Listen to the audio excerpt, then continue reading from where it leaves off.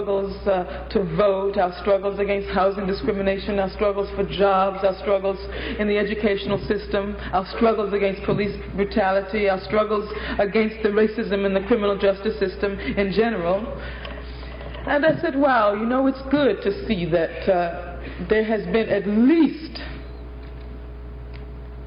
some good that has been done by those struggles.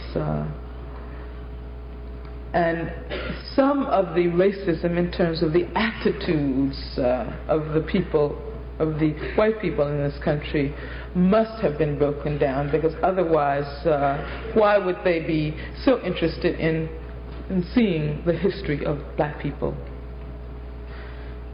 But then the last episode was shown, and you saw Chicken George and the whole family, you know, making their way. They were coming to, they were going to Tennessee, weren't they? Right? Because he bought some land, remember? Chicken George had bought some land. And you saw them making the level. And 54% of all black families are not even able to live a decent life if you use the standards that have been established by the Department of Labor, the U.S. Department of Labor. 54%. The fact is, in 1976, 60% of black youth could not find a job. And you talk about black women. Hey, you know, we haven't had it this bad in a long time. And you talk about police violence, police crimes. There is a proliferation of police assaults on the black community all over the country. You talk about, talk about the Ku Klux Klan that they showed you in Roots. See, I'm saying this because I think that I want to just interrupt my presentation for a second and say that we cannot succumb to the notion of history that prevails in this country. And one of the reasons now I think that we're beginning to see a lot of black history is because they want that to be black history and just history, the past. Now, like the American Revolution, you know, I mean, what is the American Revolution today? You talk about revolution today, you know, I'm a communist, and I talk about revolution, and people say that, you know, I mean, that's some mad, raving maniac. But what about the American Revolution? This country was founded in revolution, but it has become history buried, dead in the past, and that's what they're trying to do with us.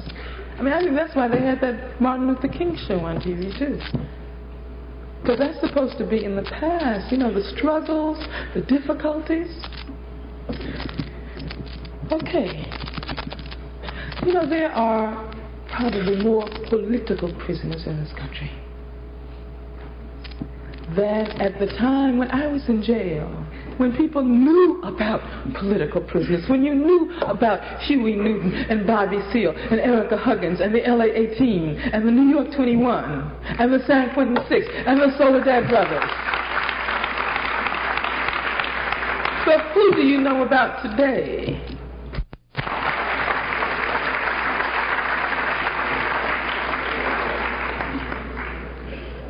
And he can say, you know, hey, we respect human rights in our country after all. Look at who we have in the United Nations. None other than Andrew Young. Not only a black man, but a black man who was involved in the civil rights movement, one of the main figures in the civil rights movement of the 50s and early 60s. And, you know, Andrew Young is, I don't have any problems with Andrew Young as a person, but what I'm concerned about is the way in which his presence in the UN is being utilized in order to justify a foreign policy which is basically designed to prevent the liberation struggles from unfolding in various countries of the third world, and a policy which is designed to keep us as subjugated as possible here at home. Because you remember when Daniel Moynihan was in the UN, hey, nowhere in the world he could set foot on the continent of Africa unless he went to visit Forster, or Ian Smith in South Africa or Rhodesia. Nowhere in the world a racist like that. But then you see that the fact that there is an Andrew Young in the UN relieves, who can go to meet with all of the heads of state in Africa, relieves Carter of the responsibility of having to deal with the violation of human rights at home and the violation of human rights in places like South Africa. I don't ever hear him talking about all of us political prisoners on Robben Island in South Africa. I don't ever hear him talking about Nelson Mandela. Or I didn't hear him talk about the fact that Winnie Mandela just got she's been arrested I don't know how many times. She just got rearrested a couple of days ago. He doesn't protest that, He focuses all of his attacks on the socialist countries. So that we begin to, so you mentioned, it's funny, you mentioned political repression in this country. And what does that automatically evoke? Are so respected in this country, I want to know, how come we have to pay so much just to go to the doctor or go to the hospital? That's a human right. And then I read these stories about black women who don't have the entrance fee to get into a hospital, who end up delivering their babies on the hospital steps or in the parking lot or in the ambulance, assisted only by an ambulance attendant. Hey, that's a violation a gross violation of human rights. The medical care in this country ought to be free. He talks about socialist countries. Hey, if you go to a socialist country and you talk about paying to, hey, don't talk about that too.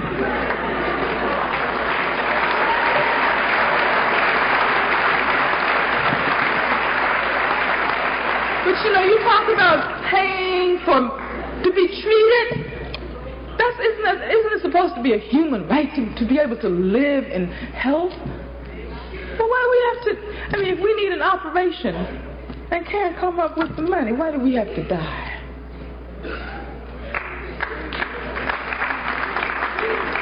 And keep the masses of people in chains. Because why is it that Rockefeller has all those millions and millions of dollars? You give me one example of some real work that he's done. When did he ever go to work? Who does all of the work that produces that wealth? How come they don't get it? Why is it that the ones who do the work got nothing and the ones who don't work got everything? That don't sound right.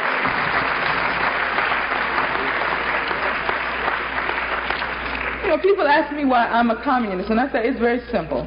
Because I just think there ought to be some justice about things like that. I think that we have a right to the fruits of our labor, and that's what they say in Angola. That's why they're so upset. That's why, Carter and all of them are so desperate, because they know that it's just a matter of time before the people of this country wake up and say, hey, wait a minute now, that belongs to us. And instead of putting all of these billions of dollars into the Pentagon, for weapons, we want some jobs. We want some free medical care. We want some free education, we want free child care, universal subsidized child care, so that all women in this country, and especially black women who need to work, can go to work. Carter talks about the welfare system. People get all upset that there are these women on welfare. Hey, if you look at the wages that black women get, there's no way in the world, even if she could find a job, which most black, women can't, a whole lot of black women can't, let me put it that way, but even if a black woman on welfare could find a job, the wages are so low that she wouldn't even be able to pay child care for her children, By the time she pays child care and deals with transportation to work and pays rent, she won't even have enough left for food. That's the truth. That's the truth.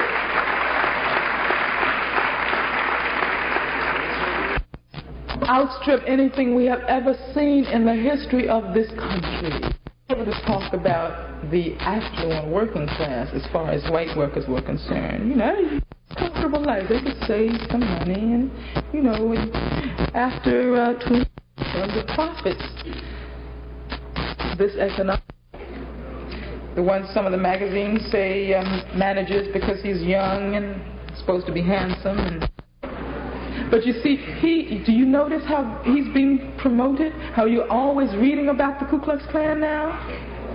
You know? And that is why we are witnessing the resurrection of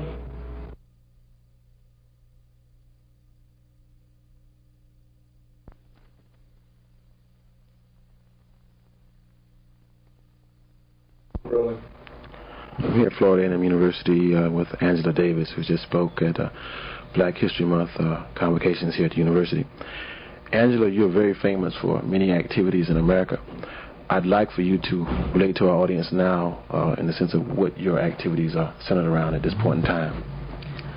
Okay, well, I'm one of the co-chair people of the National Alliance Against Racist and Political Repression, which is an organization we founded after I was acquitted.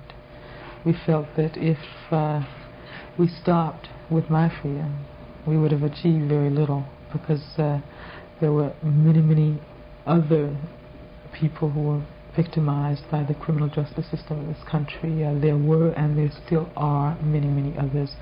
And there are other manifestations of repression, racist-inspired and political repression. There are, for example, immigrant workers who are under attack, behavior control in the schools and the prisons, the right of workers to strike and be involved in collective bargaining. All of these are the issues that we're concerned with in the Alliance.